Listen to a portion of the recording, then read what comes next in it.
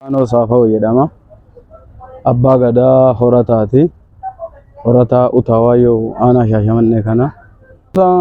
Gonofaa kan dhagaa dhumnenu akaakilee fi abaabilee kennin irraa abbootii kennarraa ka dhaqqabne akaakilee abaabilee kennarraa ka dhagaa dhumne buusaa gonofaa jechuun wal gargaarsa, walii gumaachuu, walii kutuu, walii kennu, walii kuusuu kan jedhamu deettuu deette.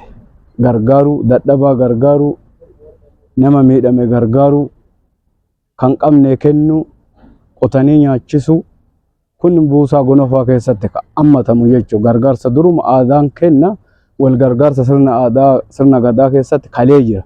Akaakilee abaabilee kennarra dadhabaa horii kennu, dhabduu ilma kennu, kadhabeellee finna kennu, finna haga darajaa finna walii kenna buusaa gonofaa jedhama. Gargaarsa kadhabee ilma kennanii, tadhabdee intala kennanii, ka ilma tadhabee aanessa kennanii, ka qota tadhabee sangaa kennanii, serettaa walii kennanii gargaarsa akkanaati jijjiirama. Jijjiiramni isa keessatti ammoo jiru yeroo ammaa kana aga waggaa 3 jijjiiramni amma jiru namni kenna isaan guddatee namni qara laafa isaan jabaatee ka waan gargaaramuun dhabe isaan gargaaramee namni fooyyee keessa jira.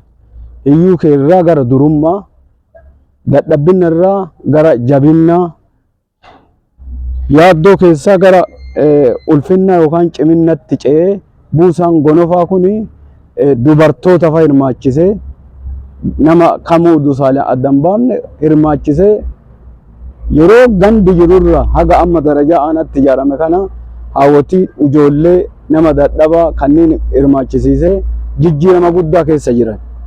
Wama kalee aadaan kenna qabu jechuudha. Kana ammoo ammallee cimsinee nullee faana buunee keessa san jirra akka miseensaatitti buusaa gonofaa kana keessa jirra. Yaadaanillee gargaaraa, waan qabnuunillee gargaaraa, wama hundaan keessa waan jirruuf cimsinee akka itti deemnu jechuu barbaada.